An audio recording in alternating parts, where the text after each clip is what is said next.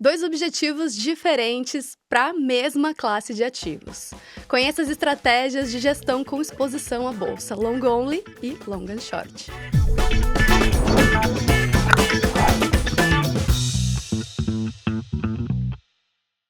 Olá, sejam bem-vindos ao Mind Asset, o podcast da Itaú Asset.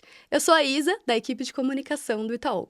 E este é o terceiro episódio da série Estratégias de Gestão em Bolsa, em que explicamos como funcionam as principais estratégias de gestão em renda variável. Nos episódios anteriores, falamos sobre o panorama geral das estratégias de ações na Bolsa e depois mergulhamos no universo Long Bias com o Itaú Optimus. Hoje, vamos conhecer o Long Only, estratégia comprada, e Long and Short, que combina posições compradas e vendidas. E para essa conversa eu recebo o Bruno Savarys, gestor da família de fundos Itaú Hunter, e Rodrigo Araújo, portfólio specialist da Itaú Asset. Sejam muito bem-vindos. Obrigado. Obrigado, Isa, pelo convite. Um prazer estar aqui. Maravilha. Para a gente começar esse papo, Savarys, queria que você explicasse um pouquinho o que diferencia os fundos long only e long and short quando a gente fala de exposição, de estratégia e também de objetivos. Perfeito. Acho que a matéria-prima ela é basicamente a mesma, né? São ações, empresas listadas na Bolsa de Valores. O processo de investimento que a gente faz para comprar as ações é igual para ambas as estratégias, né? Só que elas atingem públicos-alvos diferentes, né? Por quê? A estratégia long only, ela é uma estratégia que ela tem um direcional maior de bolsa. Por natureza, você fica 67% comprado, né, no mínimo, né, em ações. É uma estratégia que, via de regra, ela tem uma volatilidade mais ou menos próxima a 20%, o que quer dizer que, diariamente, a cota do investidor ela vai variar próximo a 1,25%, né? E ela é uma estratégia que ela visa bater o índice Bovespa, né? Então, assim, se eu comprar uma cesta de ações, fizermos uma seleção de ações que venham performar 30% e o índice Bovespa 25%, a gente capturou um alfa de 5% em cima disso, né? Já no caso da estratégia long and short, a gente compra ações e também vende ações, né? Visando uma volatilidade mais controlada. Geralmente, a volatilidade de um produto long and short ela fica mais próxima de 5% a 7%. O que quer dizer que a volatilidade que na cota que o nosso investidor deveria esperar seria algo próximo a 0,3% de variação diária, né? Essa estratégia ela é uma estratégia um pouquinho mais complexa na implementação, porque além de você olhar a posição comprada, né, uma cesta de ações que você seleciona para ficar alocado, você também tem que olhar o outro lado para selecionar ações que você vai vender, né? Essas ações, elas via de regra, elas fazem o funding, né, que a gente chama, ou seja, elas financiam as posições compradas. Então, exemplo, eu compro uma ação, uma varejista A, e ela sobe 10%, e eu vendo uma varejista B que subiu 8%. No final do dia, eu ganhei dinheiro com isso. Um spread de 2% de alfa aqui, né? A recíproca também é verdadeira. Se eu comprei uma ação que caiu 10%, mas eu vendi uma ação que caiu 20%, eu ganhei um spread de 10% em cima daquela estratégia. Obviamente que essa estratégia ela é um pouquinho mais complexa, porque você tem que olhar fatores técnicos de posicionamento, a nível de aluguel das ações vendidas, enfim. Então, ela é um tipo de estratégia que, inevitavelmente, a gente vai ter uma gestão muito mais ativa da carteira, né? Então, nosso horizonte de investimento ele vai combinar um horizonte mais de médio e longo prazo, como também um horizonte de investimento mais de curto prazo também. Então, acho que, em linhas gerais, a grande diferença é essa. Uma estratégia focada para bater o Bovespa, a outra para compor retorno absoluto frente ao CDI. Então, acho que, em linhas gerais, é isso. Perfeito. E, Rodrigo, como é que funciona na prática uma estratégia que combina, né? Então, posições compradas e vendidas em ações. E qual que é o objetivo da operação? Não, perfeito. Acho que o Savarys foi muito feliz aqui no exemplo da explicação da estratégia long and short. Acho que, primeiro, né, acho que só reforçando o ponto aqui, acho que quando a gente pensa numa exposição ou numa composição de uma posição comprada, né, nós estamos dizendo aqui na parte long, onde você tem um ativo que você acredita que ele vai se valorizar ao longo do tempo, então você faz uma posição comprada, como o Savarys comentou ali, num dos exemplos da estratégia long and short. O inverso acontece na estratégia vendida, que a gente fala que é o short, então quando você tem uma expectativa da desvalorização desse ativo do preço atual. Né? Então, para você compor essa estratégia de maneira combinada, né, geralmente aqui até o time utiliza algumas estratégias que podem ser utilizadas para a geração desse retorno composto que o Savarys mencionou. Então, por exemplo, o que a gente poderia falar de pares. Então, eu tenho aqui um exemplo, né, de uma ação que é a controladora com a controlada. Então, você acaba fazendo uma posição comprada, por exemplo, na controladora e uma posição vendida na controlada. A mesma coisa você pode fazer numa estratégia onde você tem uma empresa, onde ela tem duas ações. Então, ela tem a ação que a gente fala que é a PN, que é a preferencial, e a ON, que é a ordinária. Então, ele pode, de certa maneira, também fazer uma posição comprada numa operação de uma ação PN e uma operação vendida numa operação ordinária que a gente fala que seria ON, né? Então, nesse sentido, você também faz uma estratégia long and short. Tem uma outra possibilidade que você tem, que é fazer a estratégia long and short de ações de mesmo setor. Então, você tem lá, por exemplo, uma ação A do setor de utilidade pública e uma ação B do setor de utilidade pública. Então, você pode ficar comprada nessa ação A do setor de utilidade pública e vendida, digamos, também na ação B do setor de utilidade pública. Esse também é um outro tipo de estratégia que você poderia montar. E uma outra estratégia que a gente poderia citar seria as estratégias entre setores. Então, você pode estar muito bem posicionado, comprado num setor, por exemplo, de utilidade e vendido, por exemplo, num setor de mineração. Então, esses são os principais, digamos, estruturas de uma estratégia long and short que cabem dentro desse contexto que a gente comentou aqui do fundo long and short, e talvez até aqui o Savarys pode dar alguns exemplos do que ele acha, como é que faria sentido para compor esse portfólio, dada essa explicação desses 4 tipos que eu mencionei. Eu acho que, assim, até olhando a composição do nosso fundo long and short, como que a gente divide, né? A gente organiza em caixinhas, né? Então, a gente tem a caixinha dos pares, onde a gente faz pares intrasetoriais, intersetoriais, pares controlado com controladora, par ON, PN, enfim, a gente sempre, para montar esse par, é importante frisar que a gente olha muito a simetria. Então, cada ação que a gente analisa, ela tem uma expectativa de valor num cenário pessimista, num cenário base, num cenário otimista. Se a simetria de valor é melhor do que a outra ação que a gente está olhando para ser o funding, a gente monta o par. Obviamente que, como eu falei, a gente olha fatores técnicos de fluxo, posicionamento, taxa de aluguel, enfim, tudo isso é levado em consideração, né? Além disso, a gente tem uma outra caixinha dentro do long and short, onde basicamente a gente replica o que é o nosso long only, que é a carteira comprada, ou seja, uma seleção de ações que a gente acha que são assimétricas e que vão compor valor ao longo do tempo contra o índice Bovespa, né? E aí a outra caixinha já é uma caixinha de hedges, né? Que você pode falar assim, poxa, e como é que a gente faz a proteção da carteira? A gente, em alguns momentos, dado que a gente faz uma análise top-down, ou seja, faz análise macroeconômica, dessa análise macroeconômica a gente deriva quais são os melhores setores para ficar alocados e quais são os piores setores, né? Feita essa seleção setorial, a gente vai para cada setor e escolhe quais papéis ali, quais ações são melhores em cada setor, né? E aí, diante dessa análise macro que a gente faz, a gente também estuda qual seria o melhor hedge para aquele portfólio, de tal forma que o controle de volatilidade do fundo long and short fique dentro do esperado. Então, acho que, em linhas gerais, é isso. Perfeito. Muito bom. Explorando, Savarys, um pouquinho mais a estratégia long and short, ela, para alguns mercados, ela costuma ser mais eficiente que a estratégia long only. Esse é o caso do Brasil? E em que contextos, em que cenários cada uma das estratégias costuma ter uma performance melhor? Maravilha. A estratégia long and short, ela é uma estratégia que ela funciona basicamente em qualquer tipo de mercado, né? Por quê? Porque ela, de fato, ela visa capturar alfa, independente se a bolsa está subindo ou se a bolsa está caindo, né?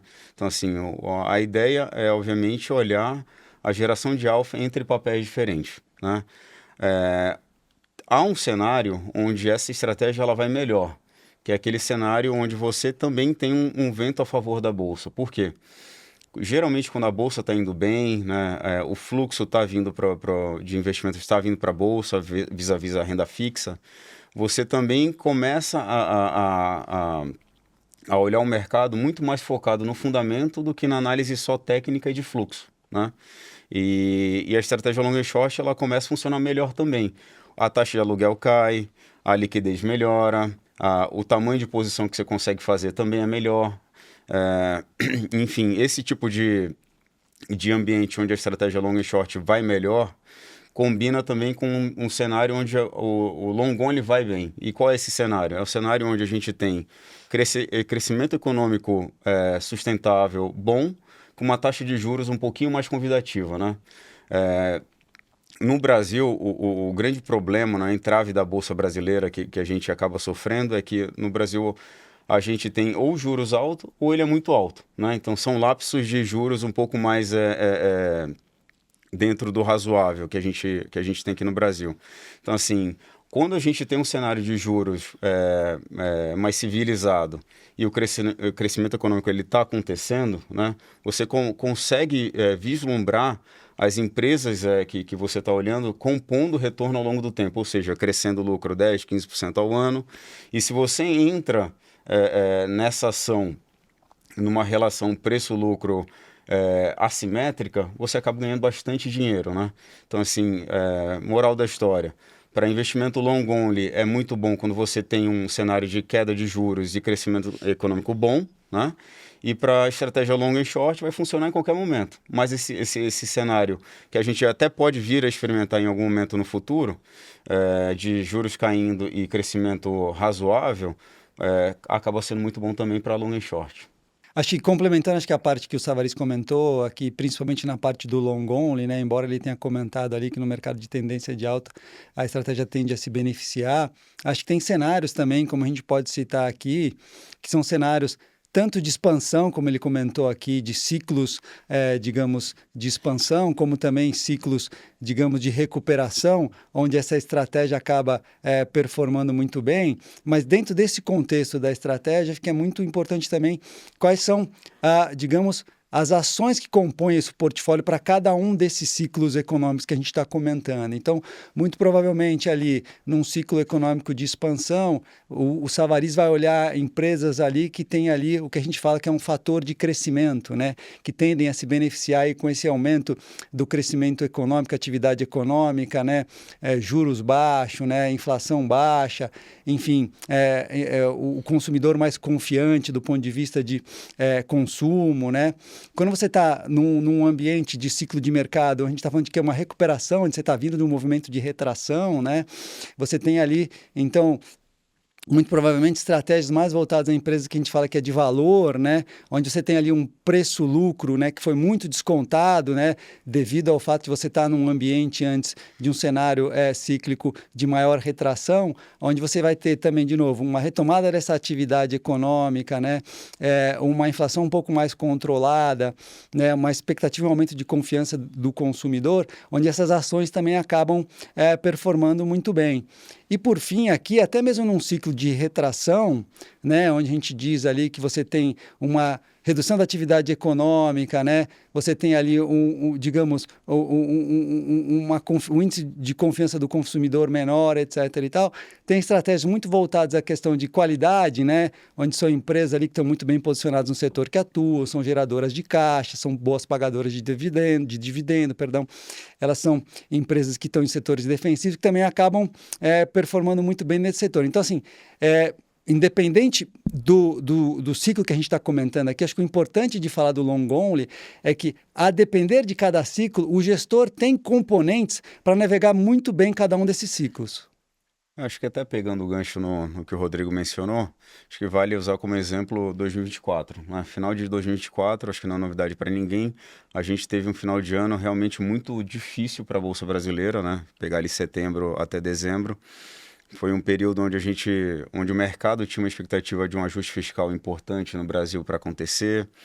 Foi um cenário onde a gente teve a eleição do Trump nos Estados Unidos e que, no primeiro momento, achava-se que essa eleição seria bastante negativa para mercados emergentes, né? Naquele momento lá, você teve teses ali na Bolsa que funcionaram super bem. Então, assim, tudo feito o processo de análise macro, top-down, né? você acaba peneirando quais são os melhores setores para ficar alocados. Então, exemplos, né? A gente tinha uma posição lá comprada em Embraer, WEG, Marco Polo, que eram são empresas exportadoras e que estavam indo super bem, né? A história micro funcionava super legal. A gente tinha também uma outra tese no setor de seguradoras, a Porto Seguro. Também segurou super bem a onda, né, naquele drawdown importante que a gente experimentou na Bolsa Brasileira. Então deu para gerar alfa naquela situação. Óbvio, a vida é mais difícil quando você não tem um vento a favor da economia, mas é o nosso trabalho, obviamente, peneirar quais são as melhores teses, né? E aí quando você olha para 25, a gente entra em 25 achando que aquele terror nunca ia acabar, né? E eventualmente a gente começa a olhar e entender, poxa, é um cenário de dólar fraco, um cenário que começa a ser favorável para mercados emergentes. A gente começa a experimentar um fluxo importante para a Bolsa Brasileira por parte dos investidores estrangeiros.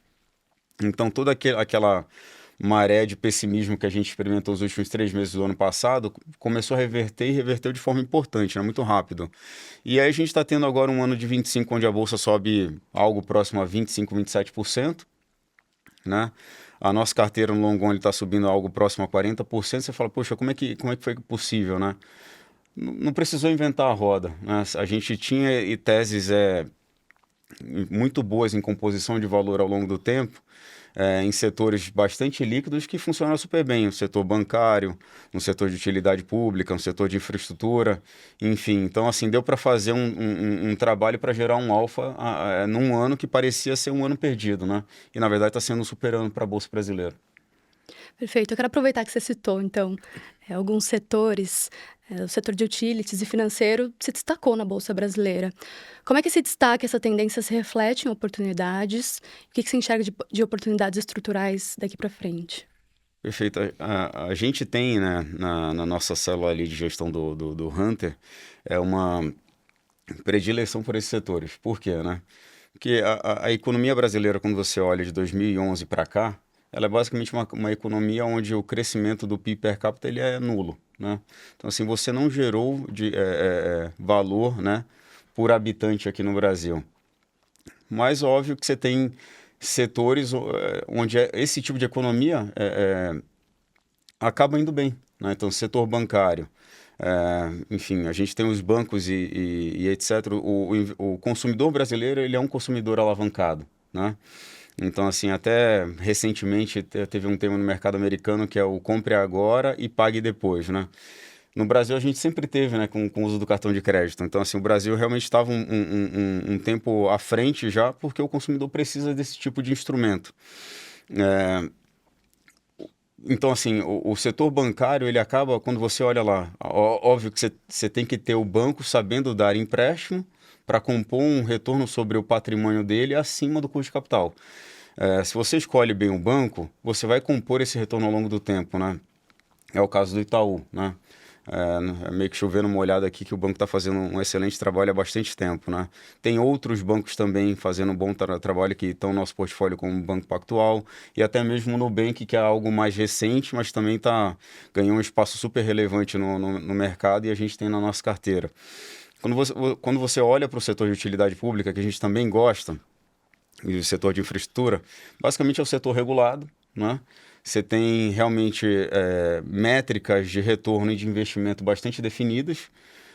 Você ganha um retorno em cima do custo de capital em termos reais, né? Ou seja, você tem métricas para ajustar pela inflação. Enfim, se a gente consegue olhar e entrar numa ação dessa que está te dando uma taxa de retorno real, vamos supor aqui de 12%, 13% na média, com uma B, né, uma NTNB longa aqui de 7,5%, pô, a gente está fazendo um spread aqui importante em cima disso, né? E eventualmente, se a gente tiver um cenário onde essa B de 7,5% ela começa a comprimir também seja porque a gente fez um ajuste fiscal importante, seja porque a economia começou a engrenar e etc., e essa B comprime para 5%, na média, essas ações também vão performar super bem. E o mais interessante do setor de utilidade pública é que ele é meio agnóstico ao ciclo econômico. Se o ciclo está indo mal ou bem, no final do dia tanto faz, porque a alavancagem operacional vai ser basicamente a mesma, né? E além de tudo isso, né, você ainda tem realmente um universo muito amplo de investimento para ser feito ali ainda. Então, assim, o tema que é mais em voga atualmente nos mercados emergentes, principalmente aqui no Brasil até, é o tema do investimento em saneamento público básico, né? Então, assim, hoje no Brasil, para ter uma ideia, 85% da população brasileira tem acesso à água potável, o que parece ser meio absurdo, né? Não ser 100%, né? Em termos de acesso a esgoto tratado, metade da população só, 55%. Então, assim, aí você fala, poxa, você tem todo um tema de universalização do saneamento básico, e aí você fala, cara, qual a capacidade aqui, o tamanho da demanda de investimento a ser feita ainda, né? A gente está falando de uma demanda de investimento anual de coisa de 50 bilhões de reais. Então, assim, tem muita oportunidade ainda para ser feita e para compor retorno em cima disso. Então, para a gente, o setor de bancos e de saneamento básico, utilidade pública, elétrica, geração de energia também, agora com o tema do AI e a necessidade por geração de energia elétrica barata, também está super em voga. A gente gosta desse combo. Assim, não dá para falar que não tem outros setores que a gente gosta. A gente olha tudo, né? Mas a gente tem boas empresas em vários setores. Então, assim, como eu falei até, Embraer, WEG, são empresas que, via de regra, fazem parte do nosso portfólio. A gente tem um olhar mais de médio e longo prazo para elas, mas são exportadoras. A gente tem empresas de commodities também no Brasil super bem tocadas, que é o caso da Vale, o caso da Gerdau. Então, no final do dia, o nosso portfólio aí sempre é muito concentrado em ações líquidas e majoritariamente nesses setores que a gente olha e fala assim, poxa, dá para compor retorno ao longo do tempo nisso. Perfeito. E, Rodrigo, falando desses setores, como um fundo long and short consegue se posicionar de forma eficiente, mantendo o risco equilibrado? Não, eu acho que o Savarino acho que foi muito feliz aqui nos pontos que ele comentou, até dos setores dos quais ele acredita que tem ali um grande potencial aqui, olhando para frente de maneira mais estrutural. E como é que funciona dentro da estrutura do long and short especificamente, né? Acho que o processo de investimento ele é muito importante dentro desse contexto aqui que você mencionou, principalmente porque nós estamos falando do investimento de longo prazo, né? Então, o time ali, como o Savarino mencionou, ele olha primeiro aqui essa variável muito mais macro, então ele olha os ciclos econômicos, e dentro dessa questão dos ciclos econômicos aqui, ele vai olhar os principais fatores, seja atividade econômica, inflação, juros, tudo que consolida, né, a cara desse ciclo, e a partir da definição desse ciclo, ele vai olhar quais são assim os setores dos quais ele entende que vão ser mais beneficiados dentro desse contexto e quais aqueles que vão ter mais desafios. E aí, entendendo quais são os setores onde vão ser mais beneficiados e onde a gente vai ter mais desafio, é que o time entende como montar essas posições que a gente falou, posições compradas e vendidas para construir esse portfólio de long and short, né? E aí, dentro dessa esfera aqui da construção do long and short, o time faz o que a gente fala que é uma avaliação também micro, que aí, uma vez que ele entendeu quais são os setores que terão mais oportunidades ou aqueles que vão ter mais desafios, ele vai olhar as empresas que compõem esses setores, quais são aquelas que fazem sentido compor o portfólio. Então, eu acho que, assim, respondendo a tua pergunta de maneira direta, eu acho que, assim, o processo de investimento, onde ele combina o macro com o micro, permite com que a gente consiga construir um portfólio diversificado e equilibrado para que ele consiga aí navegar esses ciclos de mercado e essa volatilidade. E, Savarino, muitas vezes o mercado repete que a bolsa está descontada, mas nem sempre isso reflete em uma boa oportunidade, né? Se traduz em uma oportunidade. Eu queria entender o que é importante analisar além de métricas de preço e como é que o time de gestão equilibra essa leitura com outros fatores, como risco global e também fatores macroeconômicos. Maravilha, acho que essa é uma excelente pergunta, né? Que, assim, a Bolsa brasileira acaba sofrendo do problema brasileiro, que é sempre o país do futuro, né? Assim, acho que a grande diferença você até olha para a bolsa e fala assim, poxa, diversas ações aqui têm um valor muito acima do preço de tela, né? Agora, como é que isso converge, né? Não basta só olhar o fundamento. Acho que para a bolsa brasileira funcionar, você também tem que olhar qual o fator que vai fazer isso acontecer. E a resposta para isso é você ter interesse de investir na bolsa, né?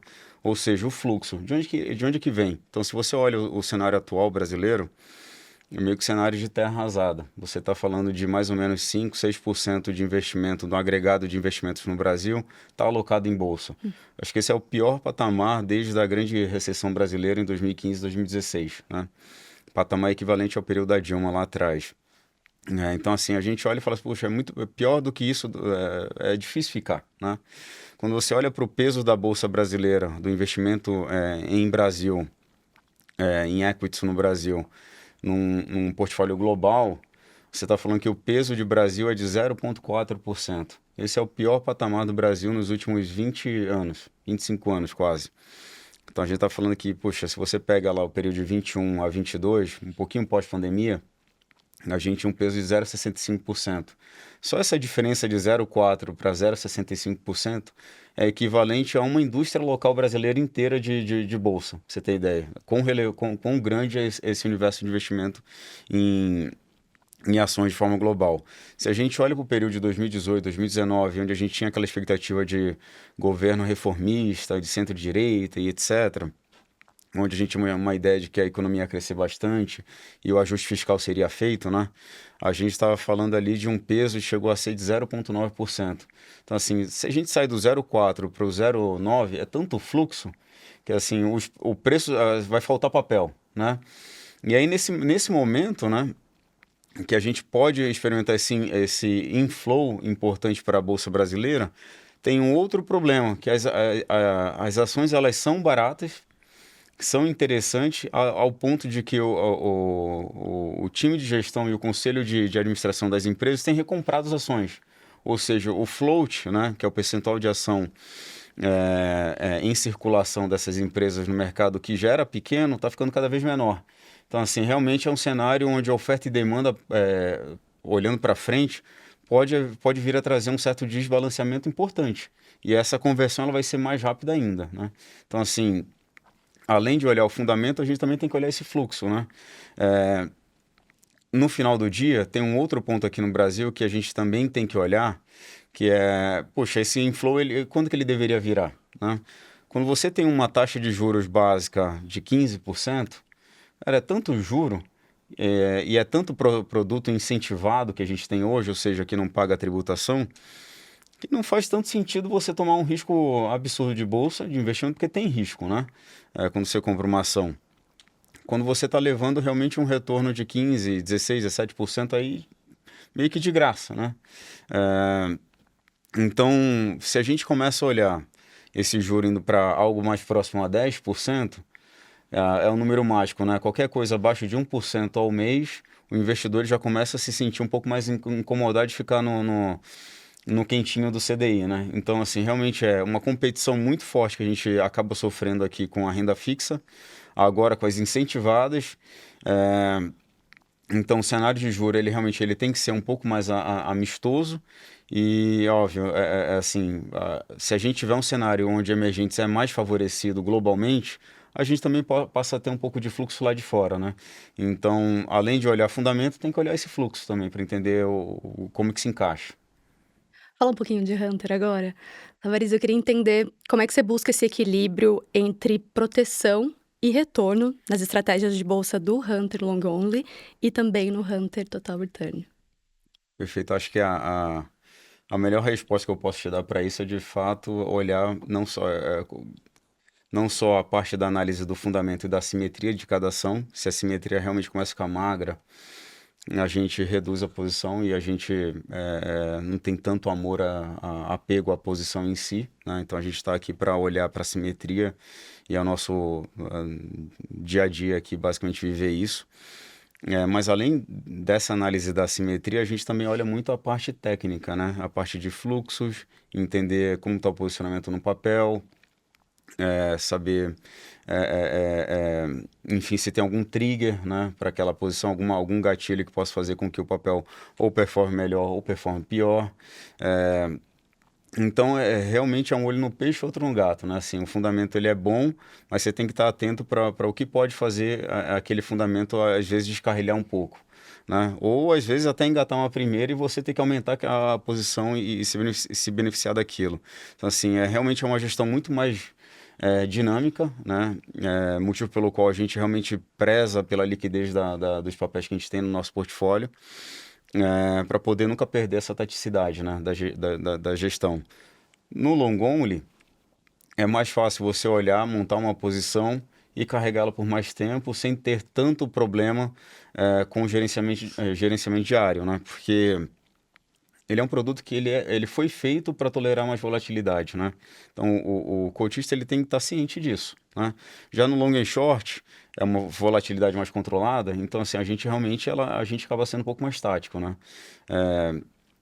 Não obstante, a gente tem posições que a gente vem carregando há bastante tempo ali, né?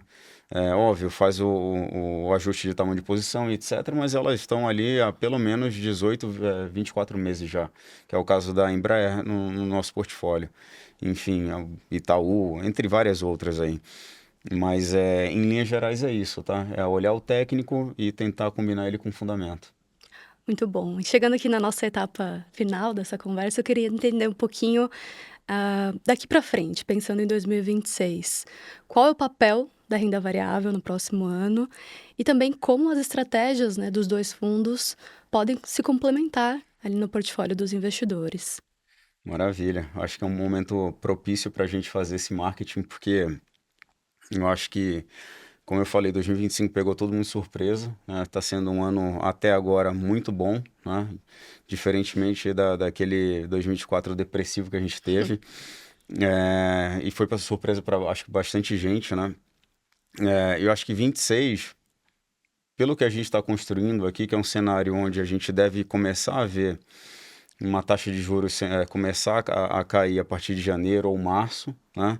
E aí, quando a gente faz a nossa análise de bolsa, já ajustada pelo carrego do CDI, o investimento em bolsa ele começa a se pagar coisa de 3 meses antes do primeiro corte de juros. Então, a gente está por agora, né? Então, assim, se a gente olha para esse cenário e a gente até está vendo realmente uma temporada de resultados há algum tempo já, o segundo trimestre foi super bom, o terceiro trimestre, na média, a gente está vendo uma surpresa bastante interessante de resultado positivo das empresas. Então, as empresas estão fazendo um dever de casa legal, né? Então, se a gente pega esse vento favorável de juros caindo e com uma atividade que não é nem uma atividade recessiva, uma acomodação de atividade, poxa, a gente pode ter um ano muito bom, né?